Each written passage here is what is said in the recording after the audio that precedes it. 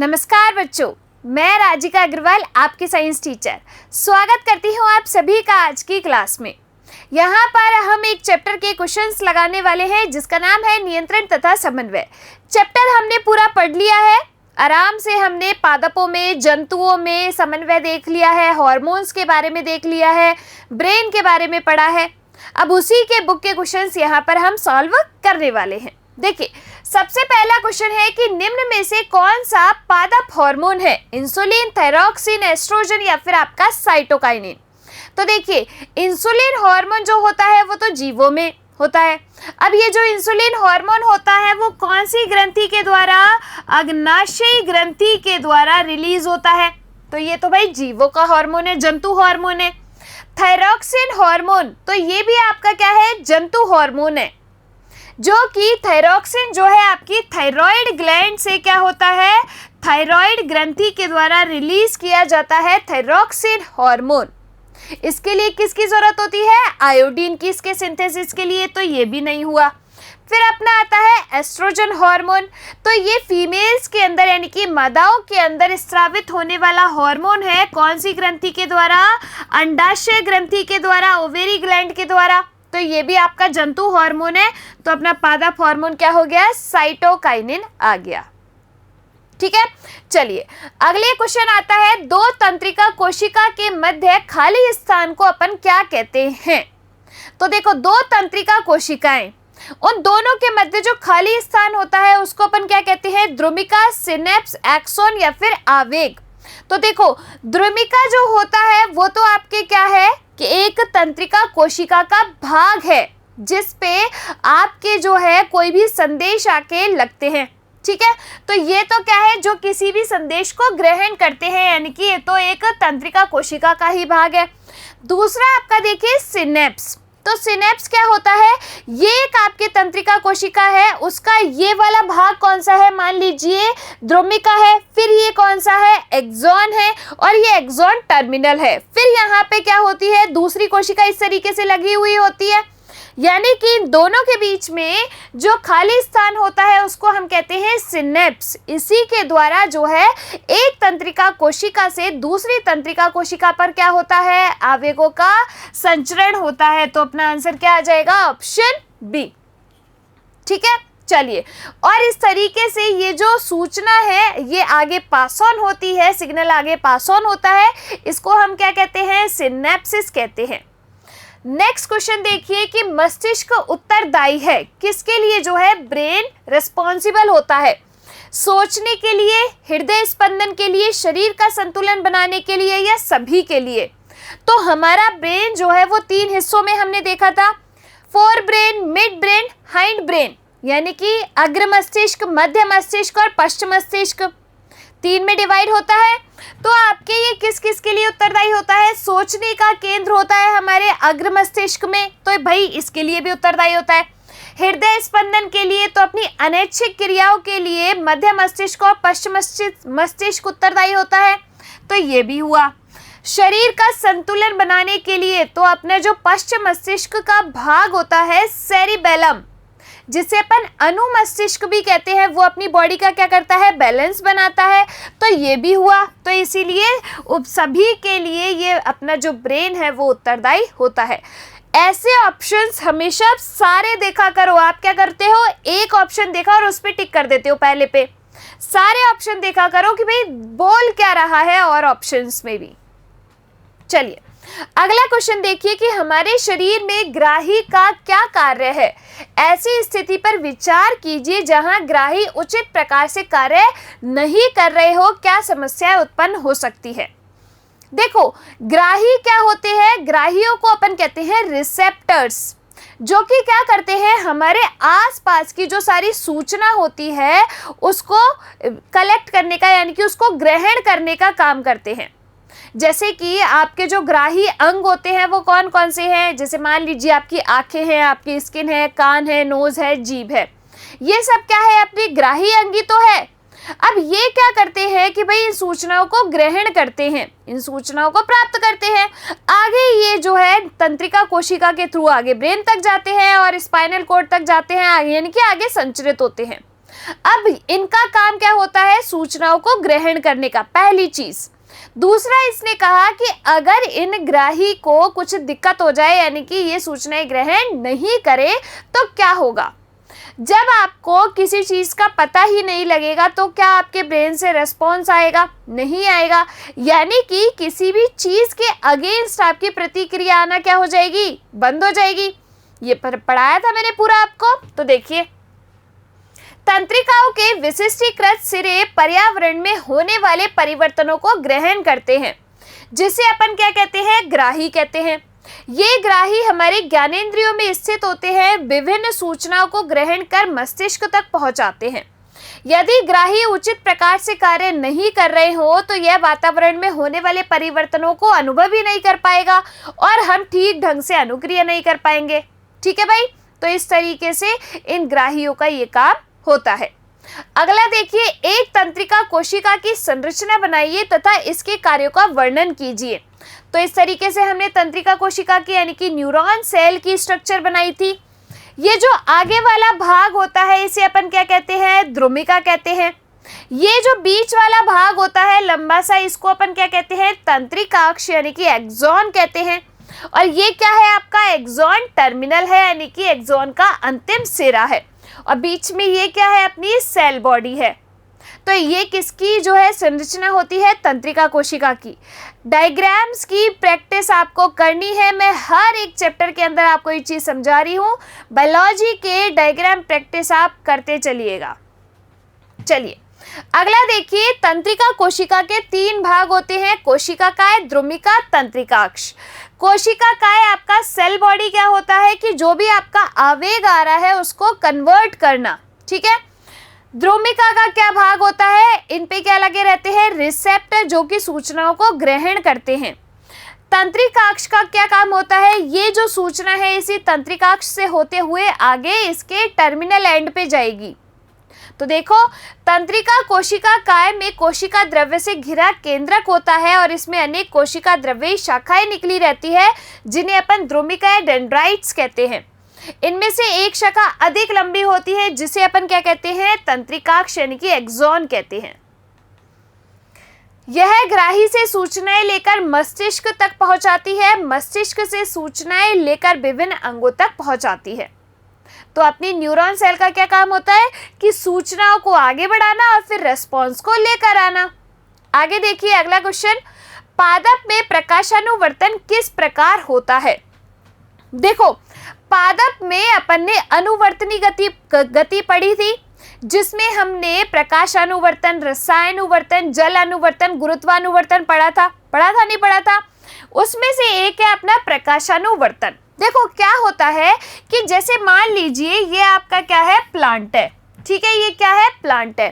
अब मैंने आपको पादप हार्मोन पढ़ाए थे, जिसमें से एक हार्मोन था आपका क्या? Auxin hormone. तो मैंने कहा था कि ये जो है पादप की वृद्धि के लिए उत्तरदायी होता है। अब देखो क्या होता है, जैसे मान लीजिए ये क्या है? आपका सन है, इधर से आ रही है सनलाइट।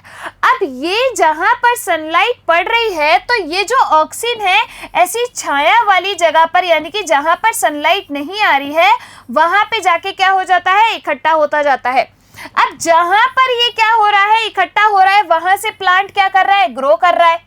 कर रहा है नहीं कर रहा है? अब ये प्लांट ग्रो करके जो है इधर की साइड झुक जाएगा, प्रकाश की साइड, यानी कि प्रकाश की दिशा में इसकी क्या हो गई? गति हो गई।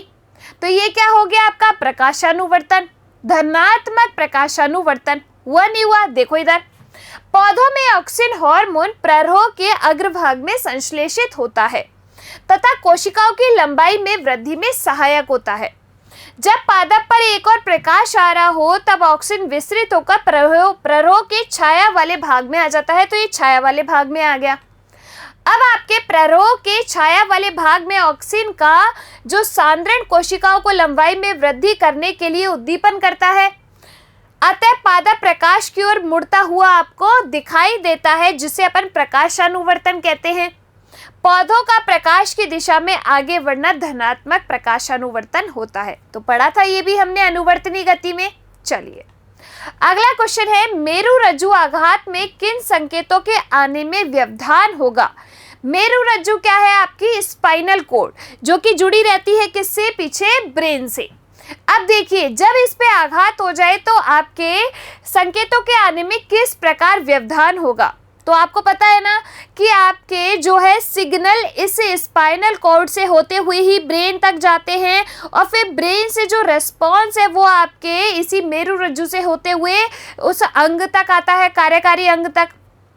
तो जब आपकी मेरुरज्जु ही काम नहीं करेगी तो ब्रेन तक आपके कोई भी सूचना जाएगी नहीं, यही होगा।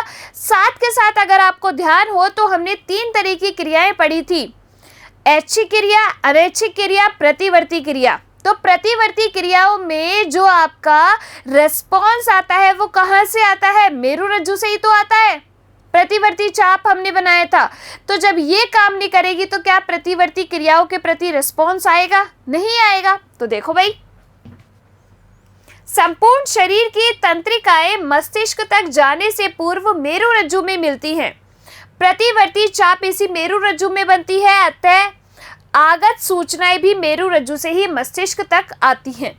यदि मेरुरज्जु पर आघात होता है तो कोई भी सूचनाएं मस्तिष्क तक नहीं पहुंच पाएंगी और विभिन्न अंगों से मस्तिष्क का संपर्क जो है टूट जाएगा। शरीर को चलाने के लिए जिस नियंत्रण तथा समन्वय की आवश्यकता है वह ही नहीं बन पाएगा। तो इस तरीके से मेरुरज्जु पे अगर आघात हुई तो आपकी बॉडी जो है ठीक तरीके से काम ही नहीं कर पाएगी। आगे देखिए, पादप में रासायनिक समन्वय किस प्रकार होता है? तो देखो, जो रासायनिक समन्वय है वो आपके पादप हार्मोन्स की वजह से होता है नहीं होता है, जिन्हें अपन क्या कहते हैं? फाइटो हार्मोन भी कहते हैं। तो देखो, पौधों में केवल रासायनिक नियंत्रण तथा समन्वय होता है, इसमें कोई तंत्रिका तंत्र नहीं होता। पौधों में कुछ रसायन उत्पन्न करते हैं जो वृद्धि को उत्प्रेरित व नियंत्रित करते हैं, जबकि कुछ अन्य वृद्धि को कम कर देते हैं। ये रसायन पादप हार्मोन या पादप वृद्धि नियामक कहलाते हैं, यानी कि फाइटो हार्मोन्स। पढ़े थे ना हमने 5, ऑक्सिन, जिब्रेलिन, साइटोकाइनिन, ये पढ़े थे ना। तो बस यही। आगे चलिए, पौधों की विभिन्न क्रियाओं के नियंत्रण में सहायक होते हैं कौन? आपके फाइटो हार्मोन। उदाहरण के लिए ऑक्सिन हार्मोन प्ररोग के अग्रभाग में संश्लेषित होता है, कोशिकाओं की वृद्धि में सहायक है, जबकि साइटोकाइनिन हार्मोन कोशिका विभाजन को प्रेरित करता है और एब्सिसिक अम्ल वृद्धि का संदमन करने वाला हार्मोन है। ये सारे हार्मोन पढ़े थे हमने पादप हार्मोन के अंदर। अगला देखिए क्वेश्चन, एक जीव में नियंत्रण व समन्वय के तंत्र की क्या आवश्यकता है? कंट्रोल कोऑर्डिनेशन की क्या आवश्यकता है? अरे भाई, कंट्रोल कोऑर्डिनेशन नहीं होगा तो क्या आपकी बॉडी काम करेगी? नहीं कर पाएगी ना। तो देखो, किसी भी जीव में नियंत्रण तथा समन्वय की अत्यधिक आवश्यकता होती है। प्रत्येक जीव जीवित रहने के लिए कई परिस्थितियों का सामना करता है, उसी के अनुरूप क्या करता है? प्रतिक्रिया करता है नहीं करता है? तो भाई इसकी तो बहुत ज्यादा जरूरत है ना नियंत्रण तथा समन्वय की। इसके साथ ही विभिन्न जैविक क्रियाएं प्रति क्षण हमारे शरीर में घटित होती रहती है। जैविक क्रियाओं से क्या मतलब है? जैसे पाचन चलता रहता है, श्वसन चलता रहता है, परिसंचरण चलता रहता है, सब होता है। तो जिनको नियंत्रित करने की आवश्यकता होती है, इसलिए प्रत्येक जीव में नियंत्रण तथा समन्वय के लिए समन्वय के तंत्र की आवश्यकता होती है। अगर हमारी बॉडी के अंदर ये सिस्टम ही नहीं होगा तो क्या हम प्रॉपरली वर्क कर पाएंगे? क्या हमारे अंदर जितनी भी प्रोसेस चल रही है वो क्या प्रॉपरली काम कर पाएगी? नहीं कर पाएगी ना। चलिए अगला देखिए, अनैच्छिक क्रियाएं तथा प्रतिवर्ती क्रियाएं एक दूसरे से किस प्रकार भिन्न हैं? देखो, अनैच्छिक क्रिया, प्रतिवर्ती क्रियाएं, हमने 3 तरह की क्रियाएं पढ़ी थी, एक ऐच्छिक क्रिया, एक अनैच्छिक क्रिया और एक प्रतिवर्ती क्रिया। ऐच्छिक क्रियाएं जिन पे हमारा कंट्रोल होता है उसे अपन कहते हैं ऐच्छिक क्रियाएं, जिनका कंट्रोल यानी कि जिनका केंद्र कहाँ होता है? अग्र मस्तिष्क में। अनैच्छिक क्रियाएं होती है जिन पे हमारा कंट्रोल नहीं होता, जो कि हमारे इच्छा के बिना होती है, वो आपकी क्या है? अनैच्छिक क्रियाएं। जैसे आपके हृदय का धड़कना, ये सब क्या है? आपके अनैच्छिक क्रिया। इनका जो कंट्रोल होता है, वो केंद्र होता है, वो कहाँ है? मध्य मस्तिष्क और पश्चिम मस्तिष्क में, है नहीं है? फिर आपके आती है प्रतिवर्ती क्रियाएं। तो जो प्रतिवर्ती क्रियाएं होती हैं उनको करने के लिए हमें वक्त नहीं मिलता। जैसे कि आपने किसी गर्म चीज को छुआ तो छूते ही आपने अपना हाथ हटाया। तो ये जो प्रतिवर्ती क्रियाएं होती हैं इनमें रिस्पॉन्स जो है कहाँ से आता है, मेरुरज्जु से, स्पाइनल कॉर्ड से आता है। तो इस तरीके से इनमें अंतर हुआ। देखो, अनैच्छिक क्रियाएं वे क्रियाएं जो अपने आप होती है जिन पर हमारा नियंत्रण नहीं होता। अनैच्छिक क्रियाएं कहलाती है दिल का धड़कना, वमन, रक्तदाब, लार आना आदि। इनमें से अधिकतर मध्य मस्तिष्क व पश्चिम मस्तिष्क के द्वारा नियंत्रित होती है। दूसरा आता है आपकी प्रतिवर्ती क्रियाएं। तो ऐसी क्रियाएं जो तुरंत होती है, उन्हें मस्तिष्क तक जाने की आवश्यकता भी नहीं होती, अन्य क्रियाओं को प्रतिवर्ती क्रियाएं कहते हैं। ये मेरुरज्जु द्वारा नियंत्रित होती है, जैसे आंखों का झपकना, छींक आना। ठीक है भाई, चलिए। जंतुओं में नियंत्रण तथा समन्वय के लिए तंत्रिका व हार्मोन क्रियाविधि की तुलना तथा कॉन्ट्रास्ट कीजिए, यानी कि व्यतिरेक कीजिए। किसको? जंतुओं में नियंत्रण व समन्वय के लिए तंत्रिका व हार्मोन की क्रियाविधि। तो देखो, आपके तंत्रिका तंत्र क्या करते हैं? संवेदी सूचना प्राप्त करके अपना संदेश भेजता है तथा नियंत्रण करता है। शरीर में तंत्रिका तंत्र अपना जाल बना लेता है, इसकी अपनी संरचनात्मक इकाई होती है। और हार्मोन की क्रियाविधि शरीर के अंगों में महत्वपूर्ण ग्रंथि के द्वारा, एक पर्टिकुलर ग्लैंड के द्वारा एक पर्टिकुलर हार्मोन रिलीज किया जाता है। ये हार्मोन कई क्रियाएं नियंत्रित करते हैं, जैसे वृद्धि, विकास, जनन आदि।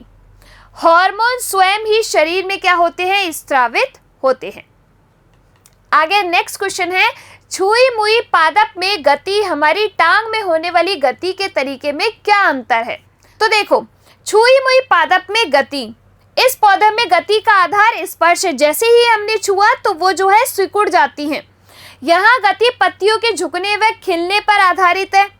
यहाँ पत्तियों के आकार में भी परिवर्तन होता है, जबकि हमारी टांग की गति करने में क्या आपकी टांग के जो है आकार में परिवर्तन हो जाता है क्या छूते ही? नहीं होता ना।